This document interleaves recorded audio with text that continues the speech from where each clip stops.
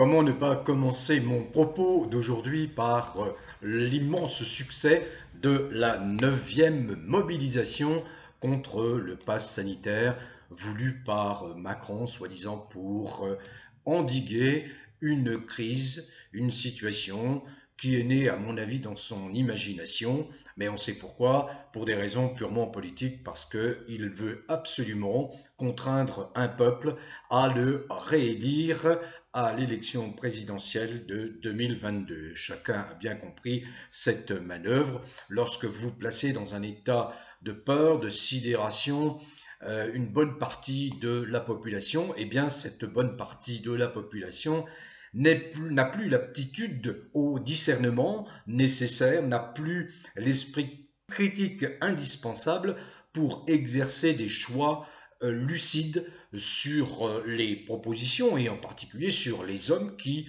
défendent ces propositions de gouvernement pour un pays comme la France. Donc, ce qui est intéressant, et en d'autres temps, les médias, y compris les médias aux ordres du pouvoir, en d'autres temps, auraient relaté ces événements, surtout la permanence de cette mobilisation, qui est quand même une mobilisation générale, n'en déplaise à certains contempteurs que cela dérange. Contempteurs qu'on trouve dans les rangs des médias inféodés, vous les connaissez, je ne vais pas les renommer, nous sommes habitués à cette désinformation, à cette propagande organisée. Donc, grande mobilisation à l'occasion de cette 9e contestation de ces mesures absolument inacceptables que veut imposer Macron pour régler une situation que lui seul a imaginée et qui en réalité a du mal à être perçue par toutes les corporations qui composent le tissu social, économique français, puisque ces mesures qui sont prises par Macron, eh bien, elles ne sont pas prises partout dans le monde entier. Prenons par exemple nos amis anglais avec le Premier ministre Boris Johnson, qui lui n'a pas imposé une quelconque restriction de liberté dans les déplacements en mettant en avant ce que Macron met en avant. C'est-à-dire que Boris Johnson, et merci pour les Anglais et pour les Britanniques au Brexit, Boris Johnson a dit non, ça n'est pas utile de mettre en place un pass sanitaire. Il faut dire aussi qu'il est face à une sérieuse opposition. Il y a également, par exemple au Québec, une montée en puissance des manifestations, notamment à Montréal, chaque semaine, contre les mesures qui sont prises à l'identique de Macron, par le Premier ministre québécois Legault. Alors bon, voilà ma première appréciation, mon premier regard sur l'actualité. Je le porte sur cette 9e mobilisation qui a été un énorme succès. De mon temps, on aurait fait la une. Chaque semaine, on aurait fait la une sur ces mobilisations, d'autant qu'il y a eu, on est passé de 200 points de rassemblement, me semble-t-il, en France, et en France d'outre-mer, bien sûr, à 300 points de rassemblement. Alors, quel était le nombre des participants? Bon, on peut toujours plusieurs centaines de milliers, 1 million, 2 millions, c'est très difficile à apprécier. J'avais fait une fois une comparaison avec les stades. Vous savez, le Stade de France ou le Stade de Lille ou Marseille. Vous savez, les stades qui comptent à peu près entre 50 000 et 80 000, qui peuvent accueillir entre 50 000 et 80 000 personnes. Eh bien, c'est très simple. Il suffit de regarder un défilé et puis de se souvenir de la façon dont se remplit un stade qui compte, par exemple, 80 000 spectateurs. Bien, vous faites très vite le rapprochement. Vous voyez un petit peu la masse compacte de ces gens qui défilent sur plusieurs kilomètres. C'est largement plus que ce que peut contenir, par exemple, le Stade de France. À Paris, c'est exactement ça. Il y a eu 4 manifestations, 4 défilés. Et au total, on peut bien imaginer qu'il y a eu plus de 500 000 personnes qui ont manifesté. La même chose à Marseille, la même chose à Toulouse, la même chose à Bordeaux, la même chose partout. Hein, pardonnez-moi, je ne peux pas citer tout le monde. À Montpellier, hein, qui est un fer de lance de la lutte. Donc voilà, très grand succès de cette 9e mobilisation. Je voudrais maintenant porter un regard sur une actualité qui est une actualité composite, diverse. L'actualité qui aujourd'hui domine un peu l'esprit, qui agite l'esprit du landerneau politique, c'est bien sûr la présidentielle. Avec chaque semaine une nouvelle déclaration de candidature. Cette semaine, nous avons eu droit à la candidature officielle de Anne Hidalgo, une européiste. Vous savez, c'est cette droite, parce qu'elle appartient à la droite, hein, cette droite qui s'est habillée des vêtements de la gauche, vous voyez, qui porte le masque de la gauche. Donc Anne Hidalgo, maire de Paris, s'est donc déclarée candidate à l'élection présidentielle.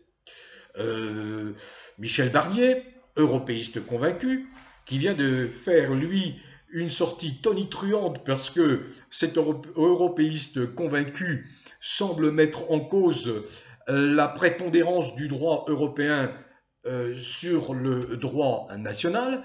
C'est quand même quelque chose d'assez extraordinaire.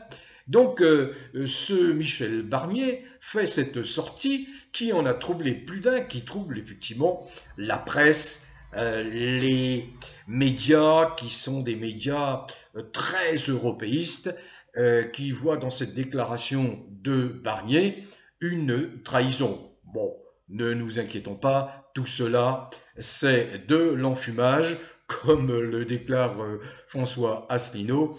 Tout cela, c'est pour se démarquer, c'est pour essayer de capter l'attention d'un certain nombre d'eurosceptiques, de personnes, de citoyens français qui n'ont plus une grande affection envers l'Union européenne parce qu'ils ont découvert au fil des décennies que cette Union européenne était phagocytée par des puissances financières, par le lobbyisme. Alors, quel lien avec l'information que j'ai découverte également,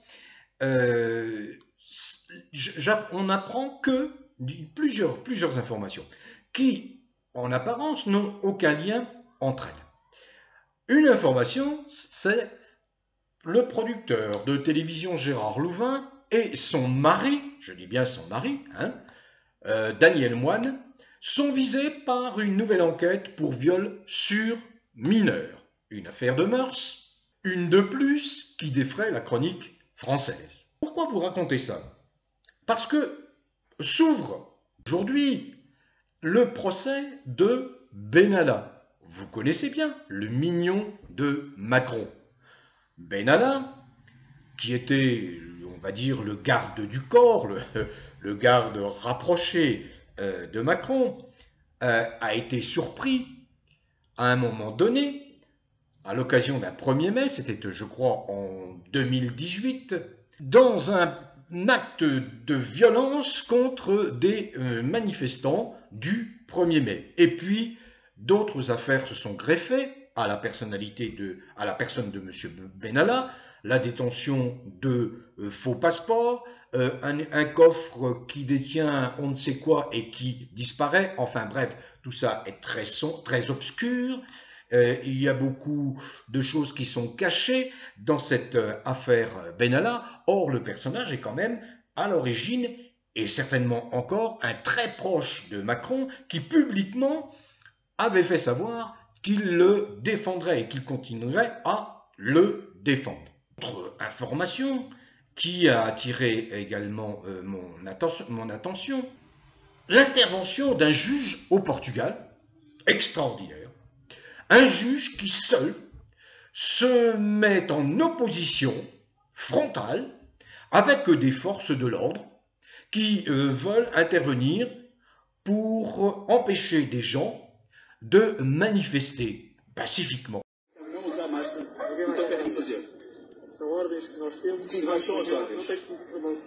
Os senhores não vão carregar sobre as pessoas, está a perceber? Os senhores não vão carregar sobre as pessoas, senão os senhores é que vão ser decididos hoje. Os senhores não vão carregar sobre as pessoas, está a perceber?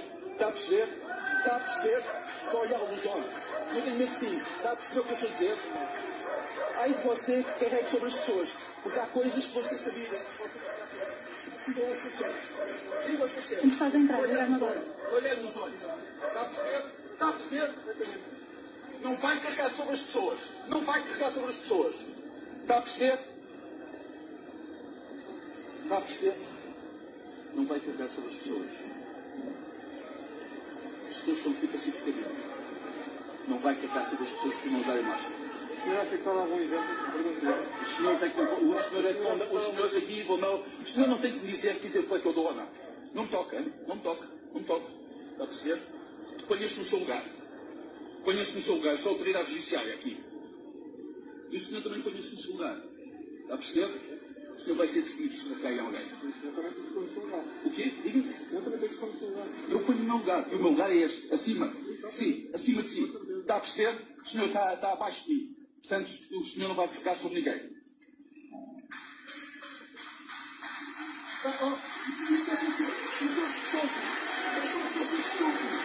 Agarrem só pessoas e dizer, sabe que nós somos a máscara? Eu tenho que olhar para aí, voltar para casa e olhar nos olhos dos nossos filhos e confrontá-los como fizeram hoje. Vai ser uma vergonha.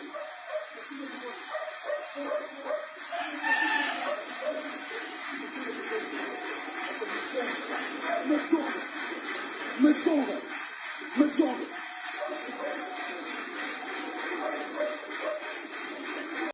Je découvre une autre information. Celle-là, retour en France. C'est un monsieur qui s'appelle François Molins. Ce monsieur, Molins, n'est autre que le procureur général près la Cour de cassation. Et il fait savoir dans une déclaration qui n'est pas passée inaperçue que la Cour de justice de la République croule sous des milliers de plaintes.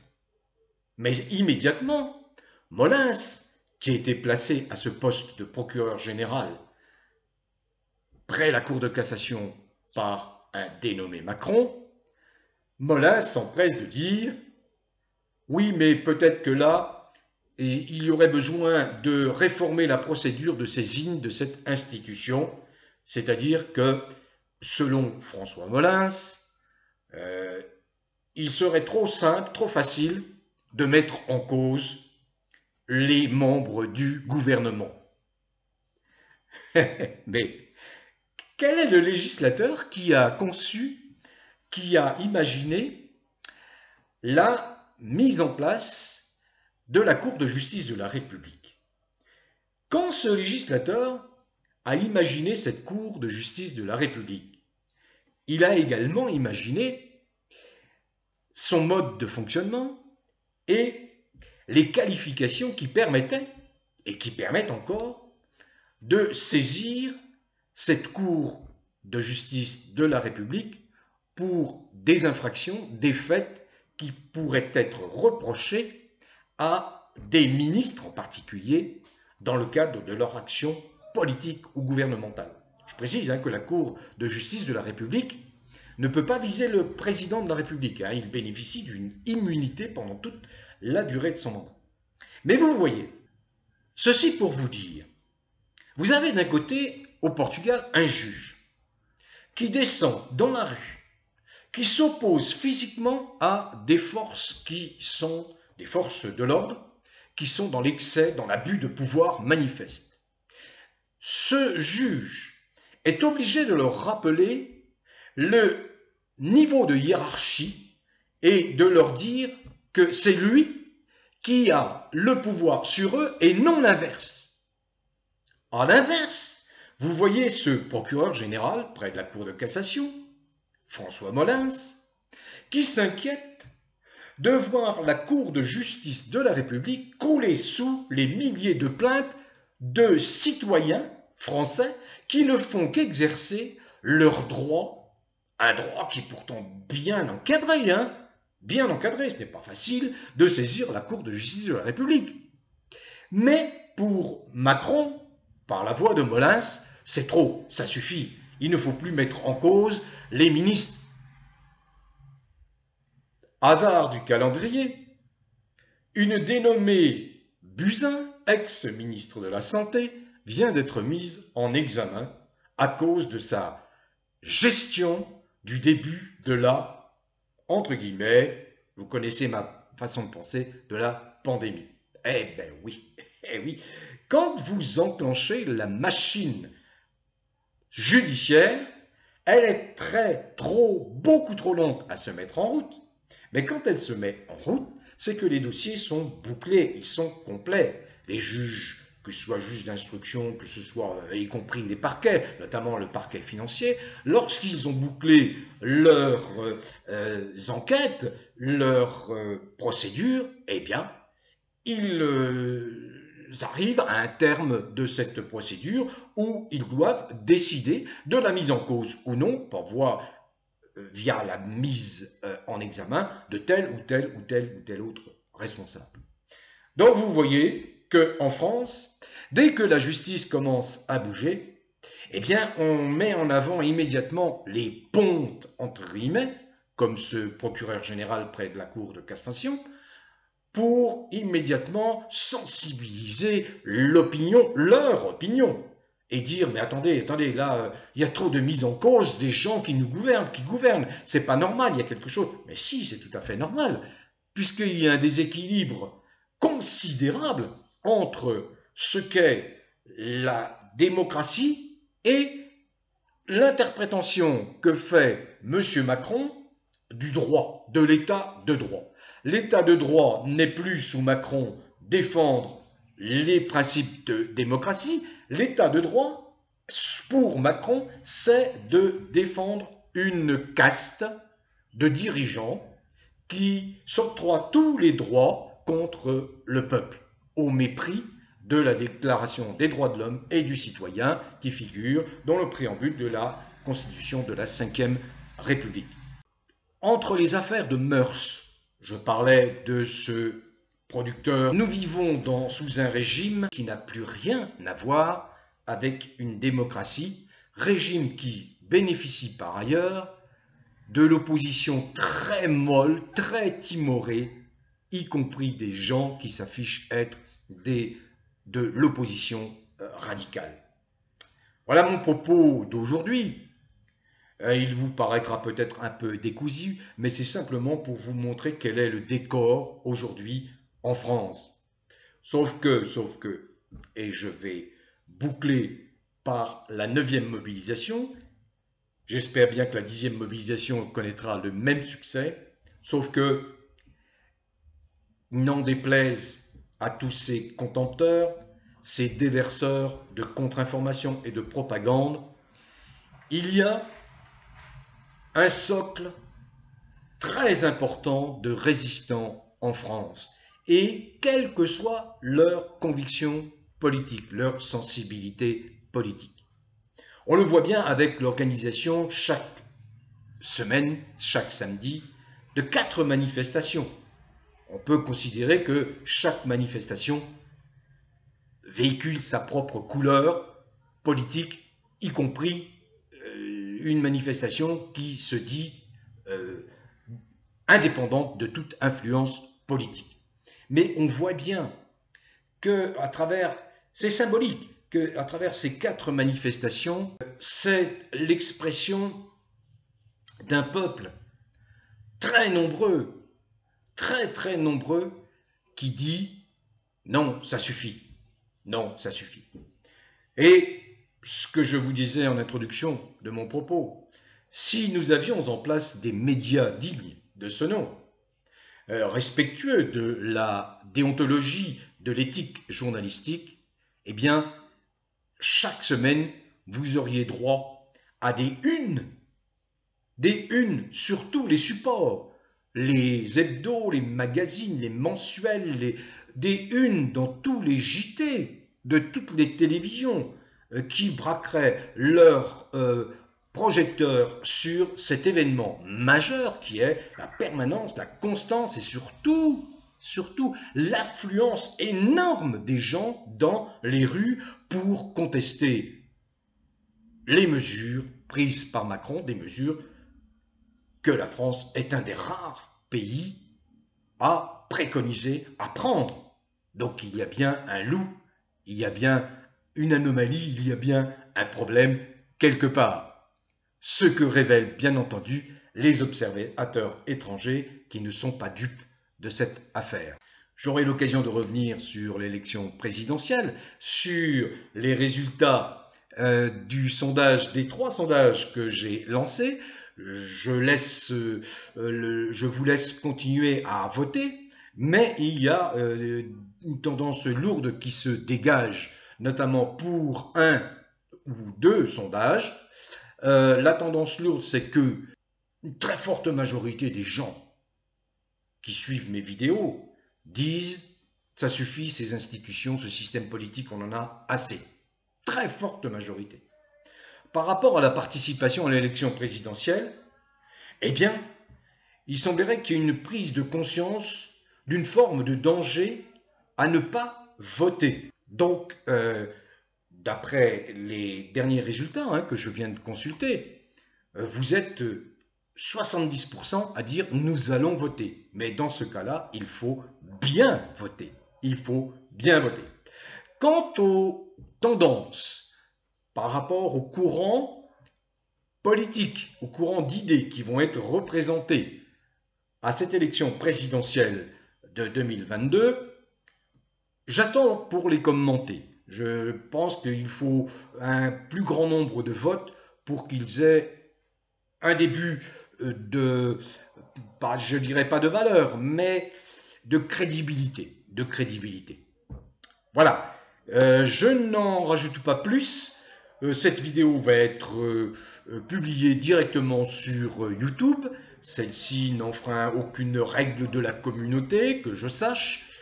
J'aurai l'occasion de revenir sur l'élection présidentielle. J'insiste, il ne faut pas perdre trop d'énergie dans d'autres combats. Les seuls combats qui sont à mener, c'est le maintien des manifestations hebdomadaires qui dérangent beaucoup Macron, quoi qu'en disent les médias ou peu importe, le boycott généralisé et ce qui serait très très bien mais qui devrait être l'initiative des syndicats, c'est lancer une grève générale en France pour bloquer tous les rouages économiques car il faut faire mal au porte-monnaie de ces ultra-riches dont Macron est le serviteur.